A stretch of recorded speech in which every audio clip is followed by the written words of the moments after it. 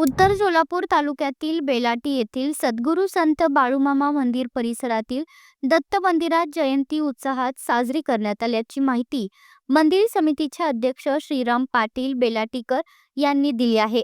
गुरुवारी 4 डिसेंबर रोजी सकाळी 8 वाजता दत्ताच्या मूर्तीस अभिषेक, त्यानंतर मंदिर परिसरात भजन कीर्तन हरिनामाचा जयघोष केला। त्यानंतर दुपारी 12 वाजता गुलालाचा कार्यक्रम आयोजित करण्यात आला असून दिवसभर रक्तदान शिबिर झाले। यावेळी संत बाळूमामा अन्नछत्र येथे महाप्रसादाची व्यवस्था करण्यात आली होती।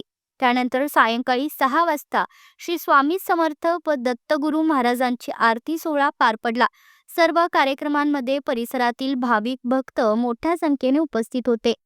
श्रीराम हनुमंतराव पाटील बाळूमामाचे अध्यक्ष आज 4 डिसेंबर आज दत्त जयंती या निमित्त आज आलोट गर्दी होती। इथं 12ला गुलाल पडला, हजारोच्या संख्येनं लोक इथं होते।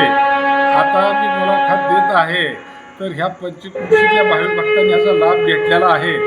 आता 2 दिवसात अजून अमावस्या रविवार येणार आहे, तर पंचक्रोशीतल्या भाविक भक्तांनी असेच त्याच्यावर श्रद्धा ठेवून प्रसादाचा लाभ त्यांनी घेतलेला आहे।